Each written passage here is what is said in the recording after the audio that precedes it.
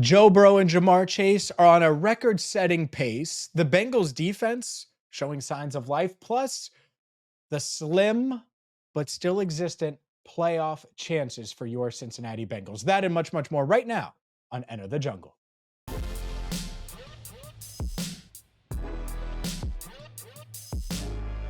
Hi again, everyone, and welcome into Enter the Jungle. I'm James Rapien. He is Andrew Fox Miller.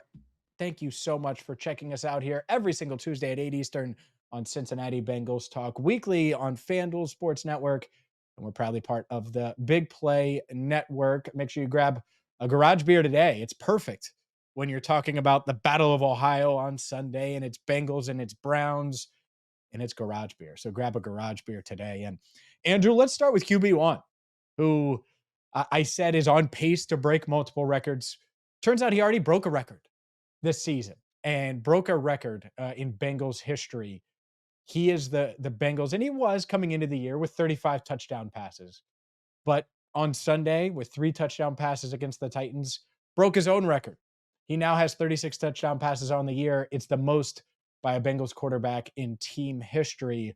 Joey B setting a little more history, breaking a record that he set in 2022.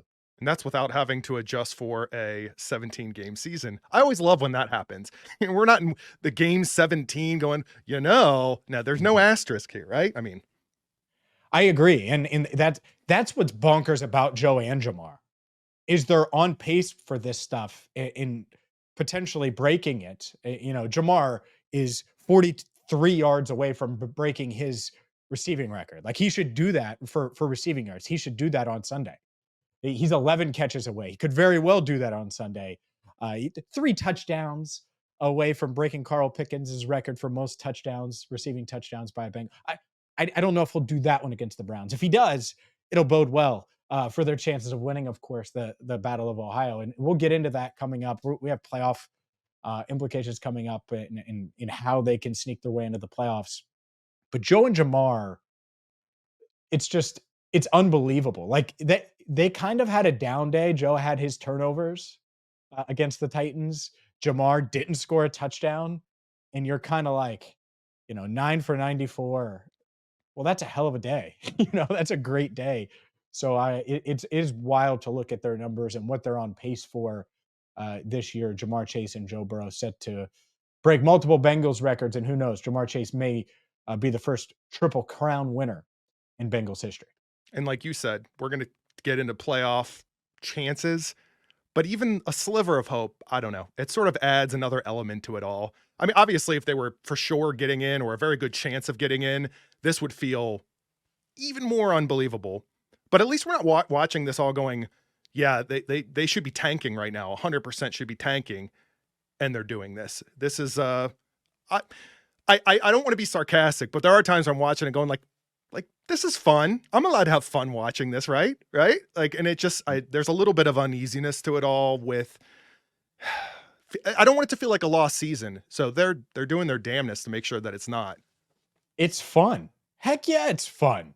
Watching Joe and Jamar, and think about this. And by the way, Joe has at least 3 touchdown passes in 6 straight games. But think about that first touchdown to Chase Brown. He's holding the ball, great pocket. And then, he's going to roll out. Oh, and then he's going to step up, and then he's going to make a guy miss. Oh, there's Chase Brown open. It's like he's playing another sport at times, and he makes it look so easy in the pocket, and he's so calm and unfazed.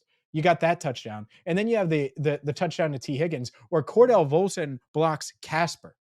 He gets all air. There's no one there when he goes to block him. Complete whiffs, and Joe just calmly takes the hit, launches it to T. Perfect placement away from the corner so T can make a play. T makes a great play. Joe is just playing at such an unreal level. And yeah, he had the turnovers against the Titans, one of which he was down on the fumble. He's just playing so well, and it is fun to watch, regardless of the playoff stuff. It's fun to watch those two guys, and T. Higgins for that matter, and Chase Brown for that matter. Like, the Bengals have been entertaining. They've lost 8 out of their 14 games. Yeah, and I maybe I'm asking for too much here, or I'm being too picky. Maybe I'm being like Joe Burrow, who is frustrated despite everything you just mentioned in that game. Obviously, there were big turnovers, mistakes. But as a fan, you're watching it, and there are cheat code moments. You'll find plenty of them any given week with this team, with this offense, with Joe, Jamar, T, Chase Brown, all of it.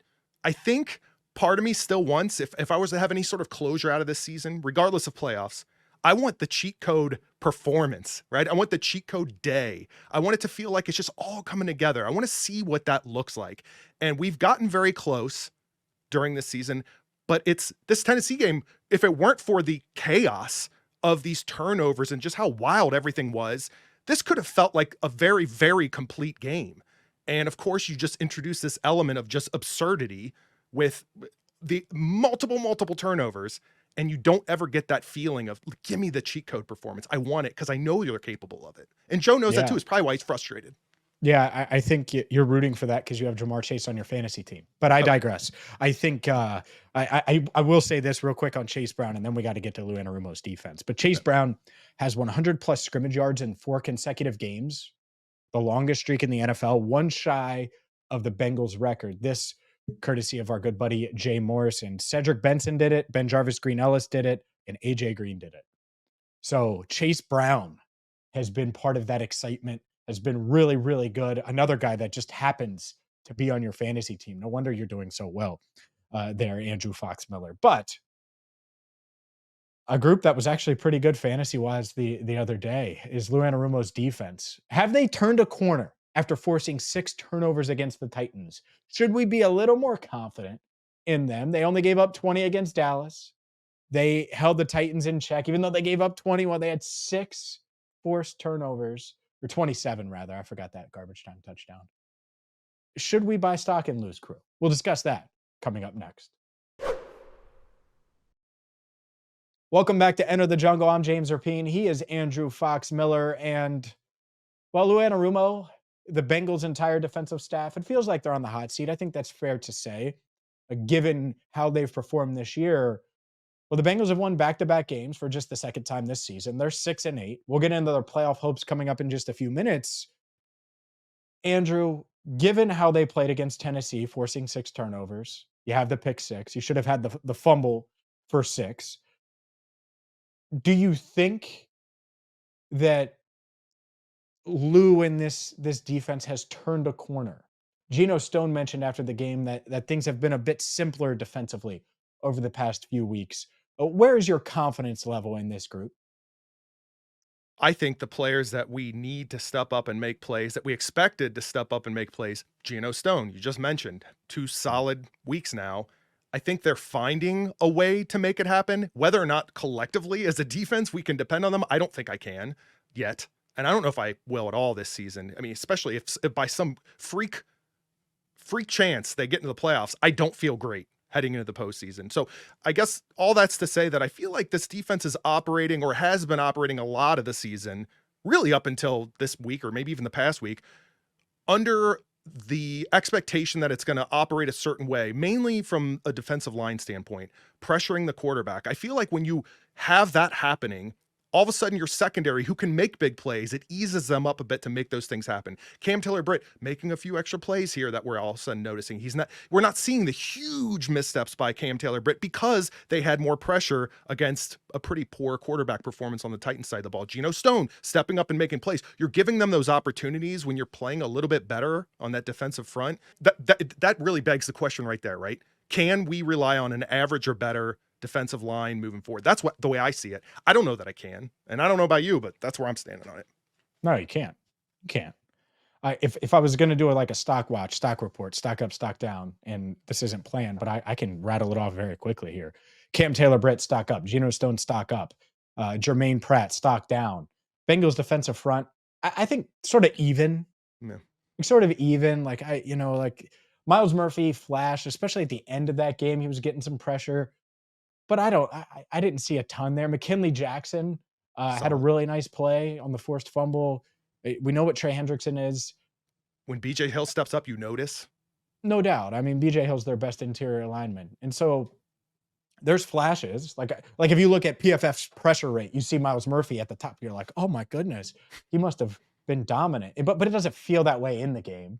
Right. And that's why I always take these analytic numbers with a grain of salt, and it's like, all right, well, did I feel this guy make plays? And so that's it. I think that's the next step for Miles Murphy. But overall, can this defense beat league average? We've asked it all season long. I think if you want to go the optimistic Bengals route over the next 3 weeks, and literally what they're trying to do Sunday against the Browns is something they haven't done all year, win 3 straight. And the path to the playoffs is win the next 3. So not only would winning Sunday be their 3rd straight win for the first time this year, but they were in such a hole that they have to do something over the next 3 weeks that they still haven't done yet, and that's win 3 straight, just to have a shot, and we'll get into that. But if they were to do that, that part of the how they do it can't just be Joe and Jamar and T and Chase Brown. It's gotta be this defense creating chaos. It's gotta be this defense making plays and wreaking havoc on whoever starts for the Browns this week, and insert the quarterbacks you're going to play down the stretch. I assume it would be Bo Nix certainly in week 17, and then Russell Wilson week 18. But you just never know, especially with the Steelers having clinched a playoff spot. So that's where I'm at with this defense. You had zero equity. You spent all of that all year long, and now it's been a couple of weeks where it's like, oh, Geno Stone, good to see you. Cam Taylor Britt, been pretty solid. Can it continue? And can they take it to an even higher, more consistent level where they don't have all the missed tackles? We'll see, because they were charted for 9 missed tackles. And let's be honest here, you shouldn't only win by 10 when you force 6 turnovers like they did. And people are going to sit here and say, well, you those past 2 weeks, defense looked average or better, especially moments where they looked really, really good. But they played against backup quarterbacks for that 2-week stretch. Sure. I think of it like this. You could sit there and say that all you want, but I have no problem with this defense getting confidence, feeling like ease them in, because to your point, they've got something they have not been able to do this season right ahead of them. What better way than to give them a little motivation, a little boost in confidence on this defensive side of the ball? I'm all for that. You could sit there and be a downer all you want, and maybe it'll completely collapse when they face Bo Nix. Maybe, but now's the time. They're regrouping, so to speak, figuratively, and they're gaining that confidence, and they're going to head into the one thing they control in this final 3-week stretch. They play the Browns on Sunday. We will get into the Battle of Ohio coming up. But up next, playoffs? You want to talk playoffs? Playoffs?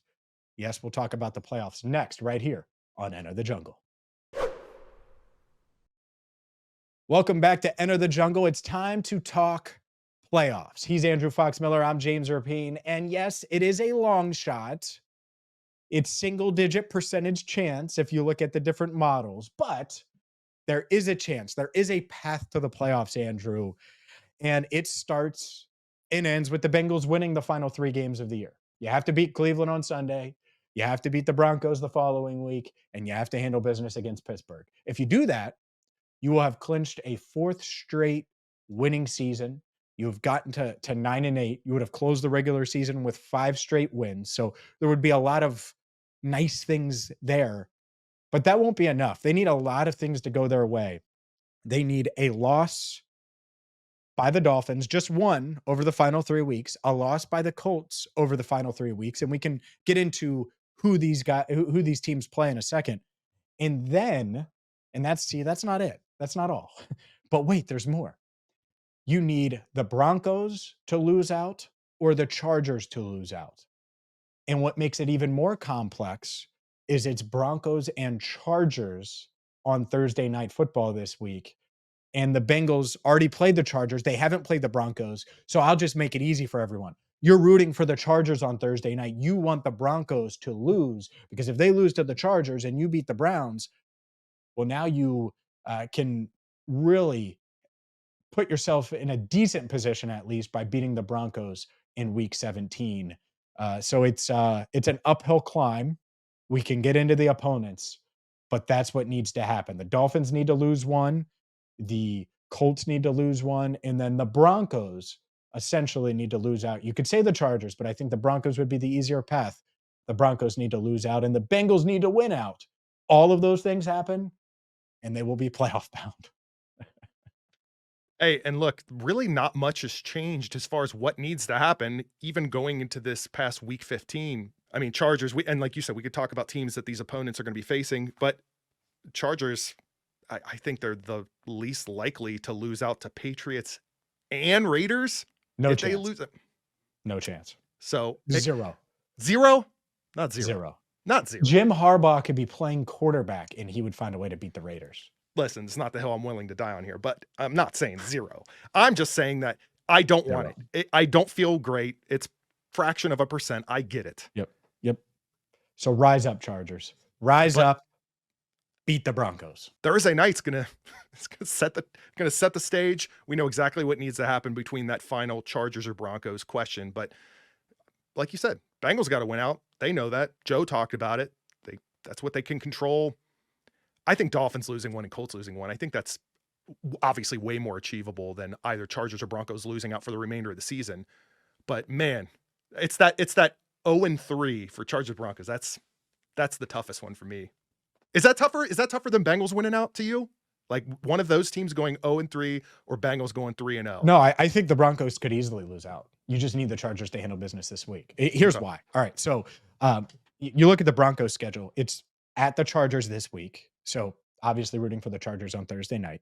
Then at the Bengals, you gotta win out. So that's one of them. It goes without saying. And then it's Kansas City. And you're like, oh, well, Kansas City doesn't need that game. They got the 1 seed wrapped up. Well, they don't. Patrick Mahomes is hurt. We don't know if he's going to play on Saturday night or not. Then they play on another short week, Wednesday.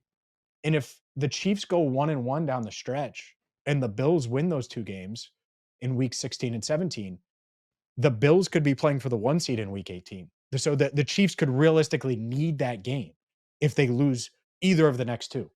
So if that's the case, you could have Patrick Mahomes coming back, going to Mile High with the number 1 seed on the line.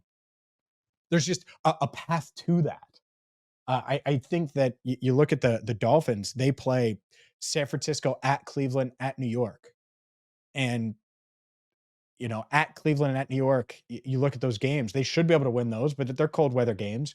And then San Francisco, they've had a down year, but it's still the 49ers, excuse me. So you have that. And then the Colts are the ones with the Giants. They play Tennessee. You need Brian Callahan to step up, Brian, and give you some help this week. Because then after that, it's at the Giants in Jacksonville. So that's the one that's tough. It's like, are the Colts going to lose any of those games? So a lot of things need to happen, Andrew. A lot of things. Yeah, if I were to wager on any of that, I would say Jacksonville's probably your best chance of defeating the Colts of those remaining 3. Mason Rudolph, let's go.